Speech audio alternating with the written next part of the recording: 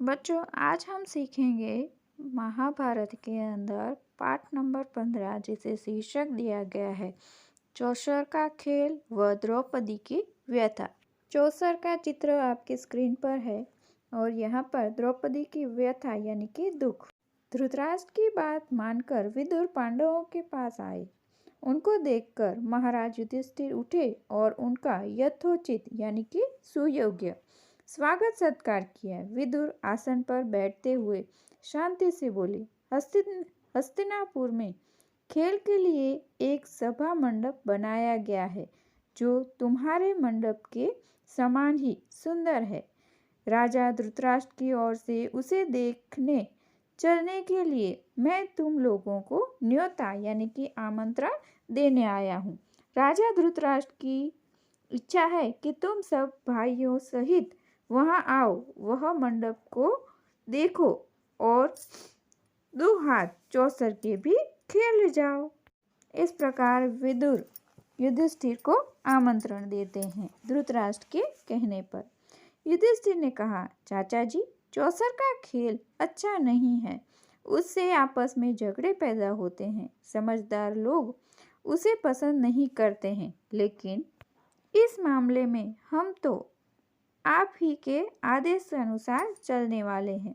आपकी सलाह क्या है? विदुर बोले, यह तो किसी से छिपा नहीं कि चौसर का खेल सारे अनर्थ यानी कि झगड़े फसाद और दुख दर्द की जड़ है। मैंने तो भरसक यानी एकदम कोशिश की थी कि इसे न होने दूं, किंतु राजा ने आज्ञा दी है कि तुम्हें खेल के लिए न्योता दे ही आऊं, इसलिए आना पड़ा। अब तुम्हारी जो इच्छा हो करो। राजवंशों की रीति के अनुसार किसी को भी खेल के लिए बुलावा मिल जाने पर उसे अस्वीकार नहीं किया जा सकता था। इसके अलावा युधिष्ठिर को डर था कि कहीं खेल में न जाने को ही धृतराष्ट्र अपना अपमान न समझ ले और यही बात कहीं लड़ाई का कारण न बन जाए। इसलिए युधिष्ठिर जाने के लिए तैयार हो जाते हैं। युधिष्ठिर अपने परिवार सहित हस्तिनापुर पहुंचे। नगर के बाहर उनके लिए विश्राम गृह बनाया गया था। आगे देखें। कुशल समाचार पूछने के बाद शकुनी ने कहा, युधिष्ठिर, खेल के लिए चौपड़ बिछा हुआ है, चलिए दो हाथ खेल लें। युधिष्ठिर ने कहा, राजन, यह खेल ठीक नहीं है। बाजी जीत लेना साहस का काम नहीं है। जुआ खेलना धोखा देने के समान है। आप तो यह सब बातें जानती ही हैं। वह बोले, आप भी क्या कहते हैं महाराज? यह भी कोई धोखे की बात है यहाँ? या यह कहिए कि आपको हार जाने का डर है। इस तरह से यहाँ पर शकुनी युधिष्ठिर को भड़काने की कोशिश करते हैं। युधिष्ठिर कुछ गर्म होकर बोले, राजन, ऐसी बात नहीं है।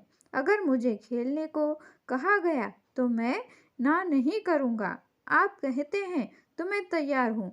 मेरे साथ खेलेगा कौन? दुर्योधन तुरंत बोल उठा, मेरी जगह खेलेंगे तो मामा शकुनी, किंतु दाव लगाने के लिए जो धन रत्न चाहिए वह मैं दूंगा।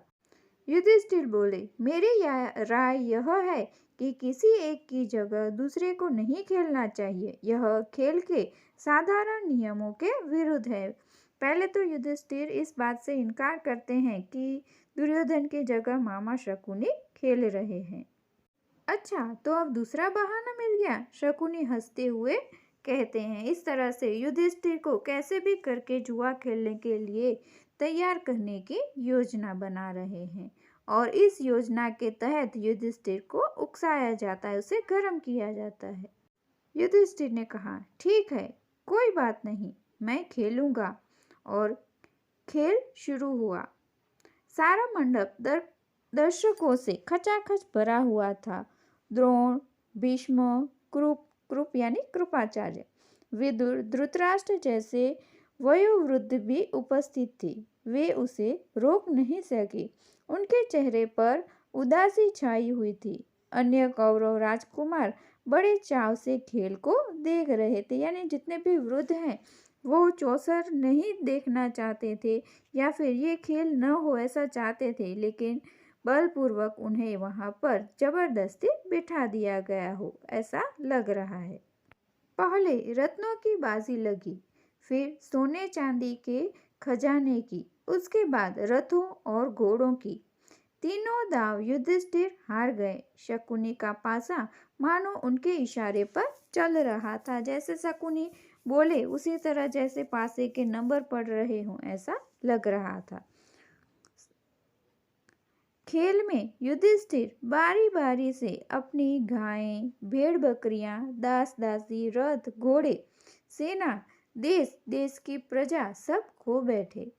भाइयों के शरीरों पर जो आभूषण और वस्त्र थे उनको भी बाजी पर लगा दिया और हार गए। बच्चों, जुए की लत ऐसी होती है जिसमें एक बार व्यक्ति हार जाए तो और जोर शोर से अपना जितना भी धन दौलत जो भी कुछ है वो लगाता जाता है। और कुछ बाकी है? शकुनी ने पूछा। यह सांवले रंग का सुंदर युवक मेरा भाई नकुल खड़ा है, वह भी मेरा ही धन है, इसकी बाजी लगाता हूँ। चलो, युधिष्ठिर ने जोश के साथ कहा। शकुनी ने कहा, अच्छा तो यह बात है, तो यह लीजिए, आपका प्यारा राजकुमार अब हमारा हो गया। कहते कहते शकुनी ने पासा फेंका और बाजी जीत ली। युधिष्ठिर ने कहा, यह मेरा भाई सहदेव, जिसने सारी विद्याओं का पार पा लिया है, इसकी बाजी लगाना उचित नहीं है, फिर भी लगाता हूँ। चलो देखा जाएगा। यह चला और वह जीता। कहते हुए शकुनी ने पासा फेंका। सहदेव को युधिष्ठिर गवा बैठे, यानी उसे भी हार जाते हैं। अब दुरात्मा शकुनी को आशंका हुई कि कहीं युधिष्ठिर खेल बंद न कर दे। बोला, युधिष्ठिर, शायद आपकी निगाह में भीमसेन और अर्जुन माद्री के बेटे से ज्यादा मूल्यवान हैं, तो उनको बाजी पर आप लगाएंगे नहीं? यहाँ पर शकुनी चाल चलते हैं और उन्हें ये कहते हैं कि माद्री के पुत्रों को आपने दांव पर लगा लिया, अपने सगे भाइयों को क्यों नहीं? युधिष्ठिर ने कहा, मूर्ख शकुनी, तुम्हारी चाल यह मालूम होती है कि हम भाइयों में आपस में फूट पड़वा दो, यानी झगड़ा करवाओ। सो तुम क्या जानो कि हम पांचों भाइयों के संबंध क्या हैं? पराक्रम में जिसका कोई सानी यानी उसका कोई भी कॉम्पिटिटर न हो, उस अपने भाई अर्जुन को मैं दाव पर लगाता हूँ। चलो, शकुनी यही तो चाहता था, तो यह चला। कहते हुए पासा फेंका और अर्जुन भी हाथ से निकल गया। उसके बाद युधिष्ठिर भीम को भी हार गए। अंत में युधिष्ठिर अपने आप को भी दाव पर लगा देते हैं और शकुनी पासा फेंकते हैं और बाजी जीत लेते हैं, यानी युधिष्ठिर अपने आप को भी गवा बैठते हैं, हार जाते हैं। शकुनी उसके बाद कहता है कि एक और चीज़ है जो तुम अभी तक हारे नहीं, उसकी बाजी लगाओ तो अपने आप को भी छुड़ा सकते हो, यानी कि तुम द्रौपदी को दाव पर लगाओ। इस प्रकार जोश में आकर युधिष्ठिर उसे भी यानी कि द्रौपदी को भी दाव पर लगाते हैं और फिर सोच में पड़ जाते हैं, हाय मैंने यह क्या कर डाला। युधिष्ठिर की इस बात से जहाँ पर वृद्ध बैठे हुए थे वो उन्हें धिक्कारने लगे कि ये तुमने क्या किया। कई लोग बोले, छी छी ये क्या किया। कई लोग आंसू बहाने लगे। इतने में युयुत्सु नाम का धृतराष्ट्र का एक बेटा शोक संतप्त हो उठा और ठंडी आह भरकर उसने सिर झुका लिया। युधिष्ठिर द्रौपदी को भी हार बैठे और दुर्योधन ने विदुर को आदेश देते हुए कहा, आप रानीवास में जाइए और द्रौपदी को यहाँ ले आइए, उससे कहें कि जल्द ही आए। विदुर बोले, मूर्ख, नाहक क्यों मृत्यु को न्योता देने चला है? अपनी विषम परिस्थिति का तुम्हें ज्ञान नहीं है। यानी विदुर जानते थे कि अगर भीम और अर्जुन गुस्से में आ गए तो दुर्योधन को छोड़ेंगे नहीं। विदुर कहते हैं कि दुर्योधन, ये बिल्कुल सही बात नहीं है। युधिष्ठिर से भी कहा कि अगर युधिष्ठिर खुद को भी हार चुके हैं तो उसे पांचाल राज की बेटी को यानी द्रौपदी को दाव पर लगाने का कोई भी हक नहीं है। जब व्यक्ति खुद अपने आप को हार चुका है तो वह किसी और को कैसे दाव पर लगा सकता है। विदुर इस बात से बिल्कुल सहमत नहीं है। इसके बाद दुर्योधन एक सारथी को कहता है कि तुम द्रौपदी को लेकर आओ। वह सारथी आज्ञा पाकर रणवास में गया और द्रौपदी से बोला, द्रुपद राज की पुत्री, चौसर के खेल में युधिष्ठिर आपको गवा बैठे हैं। आप अब राजा दुर्योधन के अधीन हैं, यानी कि उनकी गुलाम हैं। राजा की आज्ञा है कि अब आपको धृतराष्ट्र के महल में दासी का काम करना है। मैं आपको ले जाने के लिए आया हूँ। सारथी ने जुए के खेल में जो हुआ वो सारी बातें भी द्रौपदी को बताई हैं। द्रौपदी कहती है, रथवान, जाकर उन हारने वाले जुए के खिलाड़ियों से पूछो, पहले वह अपने आप को हारे थे या मुझे। सारी सभा में यह प्रश्न उनसे करना और जो उत्तर मिले वह मुझे आकर बताओ। उसके बाद मुझे ले जाना। दुर्योधन ने प्रतिकामी से कहा कि द्रौपदी से कहो कि वह स्वयं आकर यह प्रश्न अपने पति से कर ले। द्रौपदी कहती है कि युधिष्ठिर से नहीं तो जितने भी बड़े बुजुर्ग बैठे हैं उनके सामने ये प्रश्न करो और फिर मुझे उनका जवाब बताओ। दुर्योधन दुशासन से कहता है कि भीम से शायद ये सारथी डरता है। दुशासन, तुम जाओ और उस घमंडी औरत को लेकर आओ।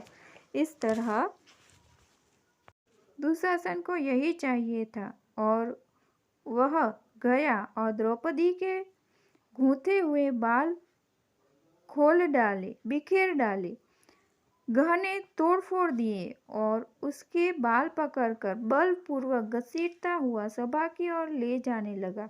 द्रौपदी विकल हो उठी। द्रौपदी की ऐसी दीन अवस्था देखकर धृतराष्ट्र के एक बेटे विकर्ण को बहुत दुख हुआ। उससे नहीं रहा गया। वह बोला, उपस्थित वीरों, सुनिए। चौसर के खेल के लिए युधिष्ठिर को धोखे से बुलाया गया था।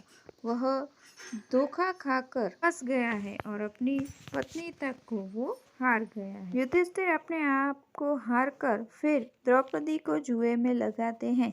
यह चौसर के नियमों के विरुद्ध है। और दूसरी एक बात कि युधिष्ठिर की ही पत्नी द्रौपदी नहीं है, उसकी शादी 5 भाइयों से हुई है, तो युधिष्ठिर को कोई हक नहीं बनता कि वह द्रौपदी को दांव पर लगाए।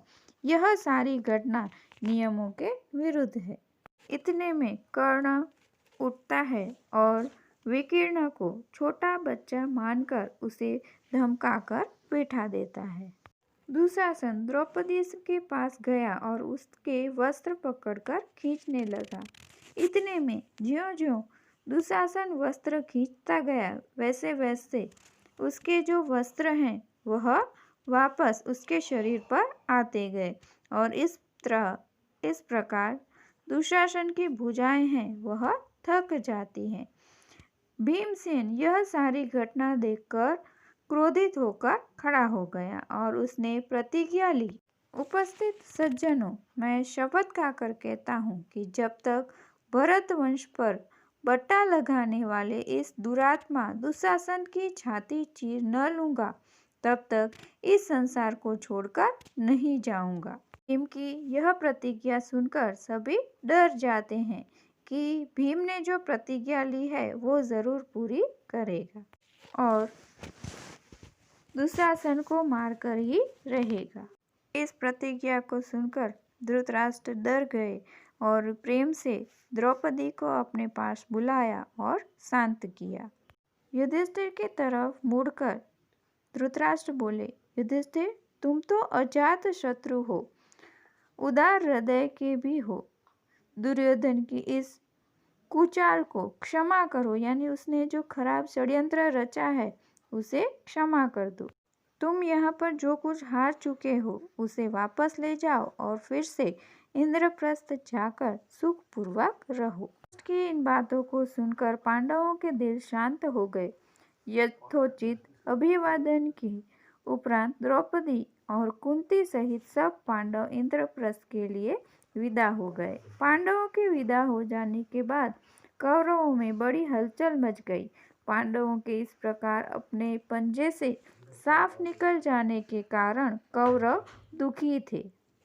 दुशासन तथा शकुनी के उकसाने पर दुर्योधन पुनः अपने पिता धृतराष्ट्र के सिर पर सवार हो गया और पांडवों को खेल के लिए एक बार और बुलाने को राजी कर लिया। युधिष्ठिर को खेल के लिए बुलाने को फिर दूत भेजा गया। पिछली घटना के कारण दुखी होते हुए भी युधिष्ठिर को यह निमंत्रण स्वीकार करना पड़ा। युधिष्ठिर हस्तिनापुर लौटे और शकुनी के साथ फिर चौपर खेला। इस बार खेल में यह शर्त थी कि हारा हुआ दल अपने भाइयों के साथ 12 वर्ष तक वनवास करेगा तथा उसके उपरांत 1 वर्ष अज्ञातवास में रहेगा। यानी कि नियम ये था कि इस बार जो भी व्यक्ति हारेगा वह 12 वर्ष के लिए अपने सभी भाइयों के साथ वन में रहेगा और 13 वर्ष वह अज्ञातवास में बिताएगा। अज्ञातवास में यानी कि गुप्त रूप में कहीं पर रहेगा और इस तरह 13वां वर्ष बिताएगा। यदि इस वर्ष में उनका पता चल गया तो उन सबको 12 वर्ष का वनवास फिर से भोगना होगा। इस बार भी युधिष्ठिर हार गए और पांडवों को लेकर यानी कि 5 भाइयों को अपने साथ पर लेकर वादे के अनुसार वन में चले गए। तो यहाँ पर हम देख पा रहे हैं कि चौसर के खेल के कारण युधिष्ठिर कितने दुखी होते हैं और अपनी पत्नी को वह कितनी व्यथा पहुँचाते हैं।